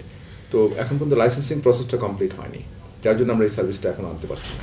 বাট এটা আমরা ইভেন টেস্টও করে দেখিয়েছি সরকারকে, এবং আরও অনেক ইনফ্রাস্ট্রাকচার ফুলি রেডি আছে। ধন্যবাদ। আমাদের মনে হয় যে প্রশ্ন আর ছাত্রদের কাছ থেকে আসছে না। এবার আমি প্যানেলিস্টের কাছে, তফসির চৌধুরীর কাছে প্রশ্ন রাখছি যে আহমেদে জামাত কি করে এই ইন্টারনেট সার্ভিসটাকে ব্যবহার করছে? আমরা এতক্ষণ বিজ্ঞানের বা ইন্টারনেটের যে সুফলগুলো নিয়ে আলোচনা করছিলাম, তো এটাও একটা সুফল যে আহমদিয়া মুসলিম জামাত ইন্টারনেটের সুফলটা নিচ্ছে। প্রথম বিষয়টা যেটা হচ্ছে সেটা হচ্ছে যে আমাদের যে একটা অফিসিয়াল ওয়েবসাইট আছে www.alislam.org, এটা ওয়ার্ল্ড ওয়াইড, এটা আমাদের সেন্ট্রাল যে ওয়েবসাইট, সেখানে আমাদের জামাত সম্বন্ধে সমস্ত ইনফরমেশনগুলো দেওয়া আছে, যে কেউ এটা জানতে পারে।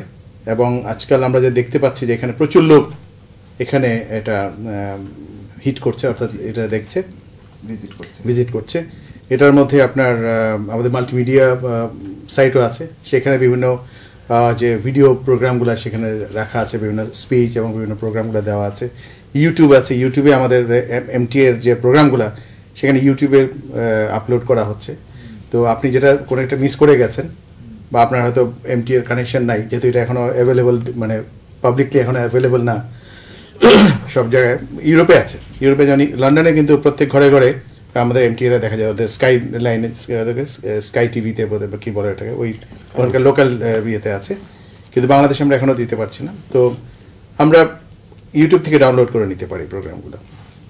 আমাদের বাংলাদেশের ওয়েবসাইট আছে, এরকম আমাদের জামাতের প্রায় 28টা ভাষায় ওয়েবসাইট আছে বিভিন্ন দেশের। বাংলা ভাষায় আছে ahmadiyabangla.org, এরকম অন্যান্য দেশের ওয়েবসাইট আছে যেখানে আমাদের জামাত সম্বন্ধে ইনফরমেশন আছে, আমাদের বিশ্বাস, আমাদের বিরুদ্ধে যে আপত্তিগুলো যারা করেন তার উত্তরগুলো দেওয়া আছে, অডিও ভিজুয়ালও আছে, আবার এমনি টেক্সট ইয়েগুলোও আছে। তারপরে এমটি আমাদের যে মুসলিম টেলিভিশন আহমদিয়া ইন্টারন্যাশনাল, এটাও আমি ওয়েবসাইটে দেখতে পাই। আমি লাইভ প্রোগ্রাম আমি www.mta.tv-তে আমি এটা দেখতে পাচ্ছি। আমাদের বিরুদ্ধে বিভিন্ন জায়গায় পারসিকিউশনগুলো হয়, পারসিকিউশনের ইনফরমেশনগুলো রাখা আছে, thepersecution.org-এ আছে ইনফরমেশনগুলো। তারপরে এছাড়া আরও ছোটো ছোটো কিছু ওয়েবসাইট আছে, realislam.org এটা আছে, এই ধরনের প্রোগ্রাম। তারপরে রিসেন্টলি যেটা হয়েছে আপনার ওই যে আমাদের এটাকে বলে আমাদের ইংলিশ ম্যাগাজিন যেটা বের হয়, রিভিউ অফ রিলিজিয়ান্সের ওয়েবসাইটে তাদের নিজস্ব ওয়েবসাইট আছে, সেখানে রিভিউ অফ রিলিজিয়ান্স দেখা যাচ্ছে। তারপরে মুসলিম ইসলামের যে লেখাগুলা রুহানি খাজাইন, তার ওয়েবসাইট করা হয়েছে। তো এই ধরনের কাজে আমরা ওয়েবসাইটকে আমরা ইউজ করছি। প্রজন্ম ভাবনা অনুষ্ঠান থেকে আমরা ইন্টারনেট সম্পর্কে আলোচনা করছি। এর আরেকটা দিক রয়ে গেছে যেটা আমার মানে শেষমেশ আমরা কিছুটা কথা বলবো, সেটা হচ্ছে ইন্টারনেট সেফটি সম্পর্কে। এই সম্পর্কে সেফটি সম্পর্কে আমি বলবো যে একটু ইন্টারনেট সেফটি নিয়ে কাজ করতে গেলে আমার মনে হয় এখানে কোনো একক ব্যক্তি পর্যায়ের কোনো কিছু সেফটি বলে কোনো কথা না। এখানে প্রত্যেকেরই কিছু না কিছু দায়িত্ব আছে। একদম রাষ্ট্র থেকে যদি আমি শুরু করি, যে রাষ্ট্রের কিছু নিয়ন্ত্রণ থাকা উচিত ইন্টারনেট অ্যাক্সেসের ক্ষেত্রে, যে কোন ধরনের ইনফরমেশন আমার দেশের জন্য প্রযোজ্য, কোন ধরনের কন্টেন্টগুলো আমাদের সামাজিক পরিপ্রেক্ষিতে উপযুক্ত, যেগুলো উপযুক্ত না সেই ধরনের কন্টেন্টগুলোকে ব্লক করে রাখা বা ফিল্টার করে রাখা। এটা কিন্তু ব্যক্তি পর্যায়ে করা সম্ভব না, এটা রাষ্ট্রের দায়িত্ব। এটা কিন্তু অনেক বড় দায়িত্ব, এবং এই দায়িত্বটা যদি পালন করে রাষ্ট্র, অটোমেটিক্যালি এই ধরনের ইনফরমেশন কেউ অ্যাক্সেসই পাবে না। কেউ ব্যান ইন্টেনশন নিয়ে যদি ওই ধরনের কন্টেন্ট আনতেও চায় সে পাবে না। তো প্রথম সেফটি সিকিউরিটিটার দায়িত্বটা আসে রাষ্ট্রের উপরে। সেকেন্ড দায়িত্বটা যেগুলো আসে, যে আমাদের শিক্ষা প্রতিষ্ঠান, যে তাদেরকে শিক্ষা প্রতিষ্ঠানে যে আমাদের যুব সমাজ শিক্ষার জন্য যখন যায় তাদেরকে অ্যাওয়ার করা, বোঝানো যে safety and security of internet, যে কি কি সমস্যা হয়, কি কি ধরনের এখানে রিস্ক আছে, যে রিস্কগুলোর মাধ্যমে আমাদের অনেক ক্ষতি হয়ে যেতে পারে, এই জিনিসগুলোকে বোঝানো। তারপরে আছে যারা সার্ভিস প্রোভাইড করে, ইন্টারনেট সার্ভিস যারা প্রোভাইড করে, তাদের কিছু সেফটি সিকিউরিটি ফিচার আছে, যে আমি আমার কোন ধরনের তথ্যটা দেব বা কোন ধরনের তথ্যটা আমি পাবলিশ করব বা করব না। ইভেন ব্লগে অনেক নিয়ম আছে, যে ব্লগে আপনি কিছু যদি কোনো একটা মেজর ইস্যু নিয়ে কথা বলেন, এটা হয়তো ইনস্ট্যান্টেনিয়াস এটা হোস্ট হবে না, প্রথমে এটা ফিল্টারিং হবে, চেক হবে যে এটা কোনো ম্যালিশিয়াস কোনো ইন্টেন্ট আছে কিনা এই লেখার মধ্যে, এবং তারপর ম্যালিশিয়াস ইন্টেন্ট না থাকলে তখন এটা হোস্ট হবে। এই ধরনের কিছু চেক অ্যান্ড ব্যালেন্স এটা কিন্তু সরকারের পলিসির মাধ্যমে করা সম্ভব।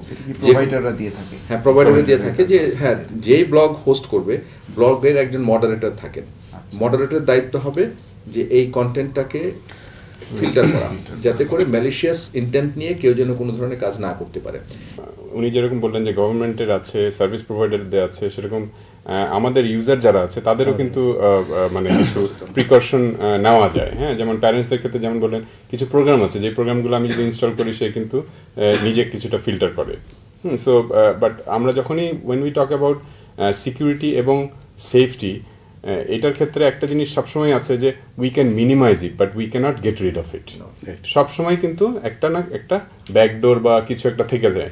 সো আমরা কিন্তু বলতে পারবো না যে এটা ফুল প্রুফ যে এইভাবে করে 100% আমি ইয়ে করতে পারবো, বাট আমরা এটা মিনিমাইজ করতে পারি, কন্ট্রোলের মধ্যে রাখতে পারি। সেক্ষেত্রে এরকম প্রোগ্রামগুলো যেমন ইয়ে আছে যে প্যারেন্টাল কন্ট্রোল নামে বেশ কিছু প্রোগ্রাম আছে, এই প্রোগ্রামগুলো ইনস্টল করলে সে নিজেই কিন্তু ফিল্টার করে যে সে কোন সাইটে যাচ্ছে কি করছে, এগুলো কিন্তু ফিল্টার করে।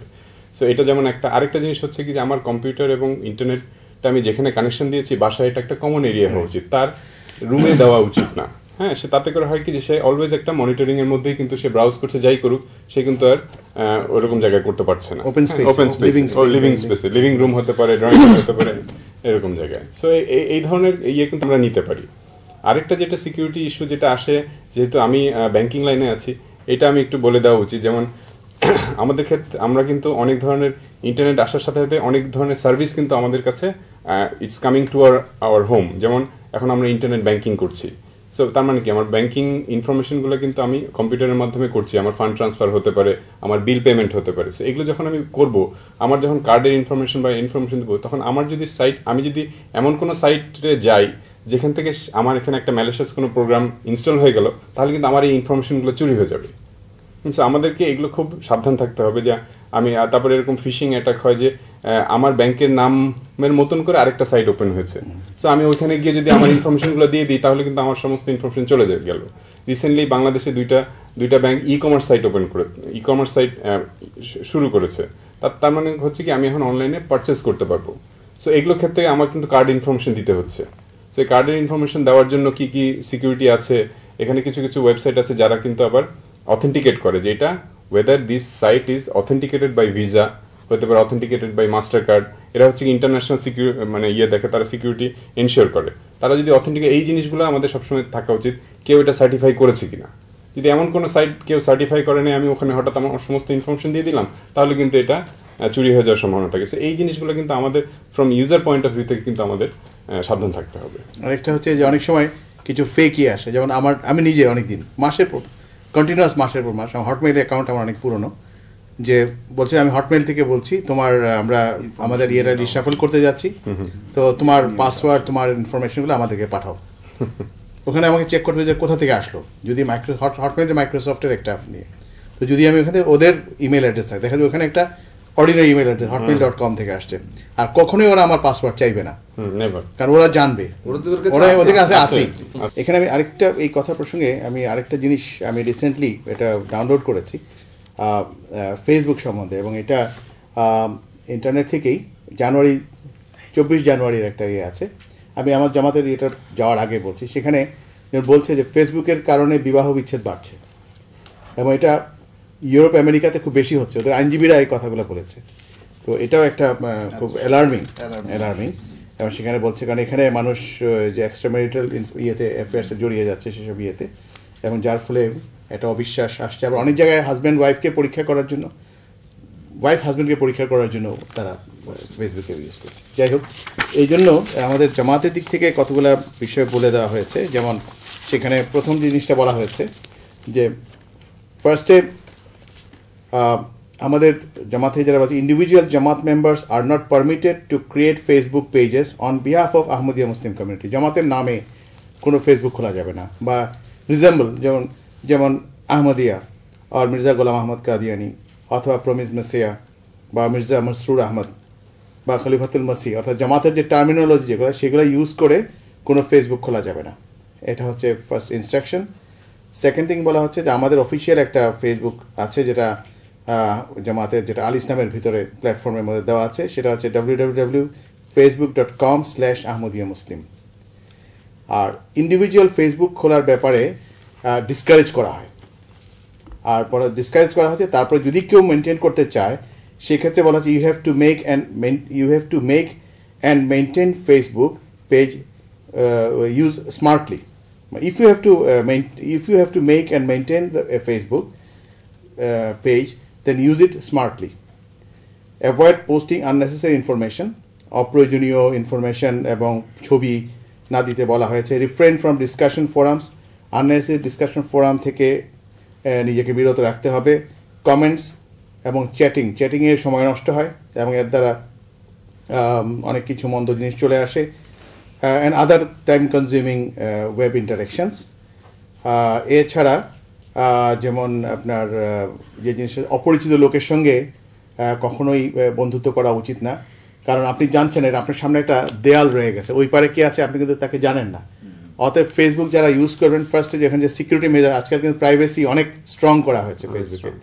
অতএব ফার্স্টে ঠিক আছে আপনার প্রোফাইলে শুধুমাত্র ফার্স্ট ইনফরমেশনটা যেন কেউ পেতে পারে, যে আপনার নামটা, যাতে আপনার কোনো ফ্রেন্ড যদি চায় আপনাকে হয়তো খুঁজে পেল, কিন্তু ফ্রেন্ড রিকোয়েস্ট দেওয়ার পরে, অ্যাকসেপ্ট করার পরে আপনি এখানেও গ্র্যাজুয়ালি তাকে আপনি তথ্যগুলো দিতে পারেন। যেন আমিও, যেটা নাবেদ বলছিলেন যে অনেক ছোটবেলা বন্ধুকে পেয়েছেন, আমিও যেটা আগে পুরনো, আমি যখন চাকরি করতাম পুরনো কলিগ যারা হারিয়ে গেছে, অনেকের সঙ্গে আমারও একটা যোগাযোগ হয়েছে, কিন্তু আমি যাদেরকে চিনি তাদেরকে আমি অ্যালাউ করবো, সেখানে আমি কিন্তু রেস্ট্রিকশন দিতে পারি। আমি হয়তো কিছু আমার গ্রুপ আছে ফ্যামিলি, শুধু ফ্যামিলি রেস্ট্রিকশন ওখানে অ্যালাউড, অন্যরা যাবে না, ফ্রেন্ডসদের জন্য আমি ভাগ করে দিতে পারি।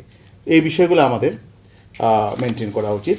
এবং লাস্টলি আমি এই যে স্মার্টলি কথাটা বলা হয়েছে, সে স্মার্টের বিষয়ে একটা সুন্দর একটা এভ্রিভিয়েশন আছে, আমি যেটা সেটা আমরা ভিডিওতে দেখব। সেটা হচ্ছে যেমন বলা হচ্ছে স্মার্টের প্রথমটা হচ্ছে এস হচ্ছে safe, keep safe by being careful not to give out any personal information, ব্যক্তিগত তথ্য দিবেন না। স্মার্ট অর্থাৎ সেফটি, স্মার্টের সেফটি হচ্ছে প্রথম জিনিস। দ্বিতীয় হচ্ছে মিটিং, এম, সেখানে হচ্ছে যে do not meet someone you have only been in touch with online, শুধু আমি ইন্টারনেটে পরিচিত কারোর সঙ্গে আমি যেন দেখা না করি বা তার সঙ্গে মিট যেন না করি। তারপর হচ্ছে অ্যাকসেপ্ট, সেখানে আমি অ্যাকসেপ্টিংয়ের ক্ষেত্রেও আমাকে সতর্কতা অবলম্বন, কাকে আমি অ্যাকসেপ্ট করছি সেটা আমাকে বুঝতে হবে। Accepting emails and opening files, pictures, text from people you don't know can cause problem. Virus আসতে পারে, অন্যান্য ক্ষতিকর জিনিস আসতে পারে, সেই জন্য কোনো কিছু অ্যাকসেপ্ট করাকে বুঝে যেন আমি অ্যাকসেপ্ট করি। চট করে একটা কিছু আসলো, ওপেন ইয়েস, বা অনেক সময় প্রোগ্রাম চলে আসে needs your permission, yes or no, আমি হয়তো না বুঝে ইয়েস করে দিলাম, যেটা বলে যায় হয়তো অনেক ম্যালিসিয়াস সফটওয়্যার চলে আসবে যেটা আপনার তোমাদের পার্সোনাল ইনফরমেশনগুলো সব নিয়ে যাবে। এই জন্য অ্যাকসেপ্ট করার আগে আমাকে চিন্তা করতে হবে। আর রিলায়েবল, যে আমাকে রিলায়েবল কিনা সেটা জানতে হবে। Remember, not all information found on internet is true, সব ইনফরমেশনগুলা ইজ নট ট্রু। এবং লাস্টলি যেটা টেল, এবং এই ধরনের কোনো সমস্যা হলে পরে আমার নিকটজন কারোর সঙ্গে আমাকে ডিসকাস করতে হবে, কথা বলতে হবে। তো মোটামুটি যে smart, safe, meeting, accept, reliable and tell, এই বিষয়গুলো আমাদের মনে রাখা দরকার। অনেক ভালো একটা জিনিস ধারণা পাওয়া গেল, স্মার্টের একটা ভিন্ন সংখ্যা পাওয়া গেল, যে কিভাবে আমরা ফেসবুক থেকে আত্মরক্ষা করতে পারি। আমাদের সুধীবৃন্দ, আমাদের সময় শেষ হয়ে এসছে, আমরা এখনই আমাদের আলোচনা শেষ করব। ইন্টারনেট সম্পর্কে অনেক আলোচনা হয়েছে, তার অনেক ব্যাপকত্বটা আমরা তুলে ধরেছি, এটা যে আমাদের জীবনের সর্বক্ষেত্রে প্রভাব রাখতে পারে সেই বিষয়টি তুলে ধরেছি। তবে সেটা কারা ব্যবহার করছে এবং কিভাবে ব্যবহার করবে সেটা তাদের জানতে হবে। আমাদের যুব সমাজ যারা রয়েছেন তারা যদি বিষয়টি ভালো করে বোঝেন তবেই এখান থেকে তারা ভালো ফলটা নিতে পারবেন। আর যদি সেটা না বোঝেন, তারা যদি অন্ধের মতন এগিয়ে যেতে থাকেন, গা ভাসিয়ে দেন গড্ডালিকা প্রবাহে, তাহলে অবশ্যই তার ভালোর দিকের চাইতে মন্দ দিকের দিকেই তারা অটোমেটিক্যালি এগিয়ে যাবেন। আমরা আশা করব যে আমাদের আজকের অনুষ্ঠানের মাধ্যমে আমাদের যুব সমাজ ইন্টারনেট সম্পর্কে যথেষ্ট সচেতনতা লাভ করবেন এবং তারা সঠিক আচরণ করবেন। আপনাদের সবাইকে আগামী প্রজন্ম ভাবনা অনুষ্ঠান দেখার আমন্ত্রণ জানিয়ে আজকের মতো অনুষ্ঠান এখানেই শেষ করছি। খোদা হাফেজ। দেশাড়ায় আজ মাহদির ডাকে, ওরে আমার দেশের ভাই, দেশাড়ায় আজ মাহদির ডাকে, ওরে আমার দেশের ভাই, দেখছে তুই সুদূর পানে, জাগছে সারা জগৎটাই, জাগছে সারা জগৎটাই। তৃতীয়বাদের কেন্দ্র ভূমি ইউরোপ আর মার্কিন দেশে, মিনার হতে তৌহিদ বাণী দূর দিগন্তে যাচ্ছে ভেসে। আফ্রিকার ওই নূতন প্রাতে দিচ্ছে আজান বেলাল, সলিব আজি ব্যর্থ সেথা, জয়ী হলো আল হেলাল, জয়ী হলো আল।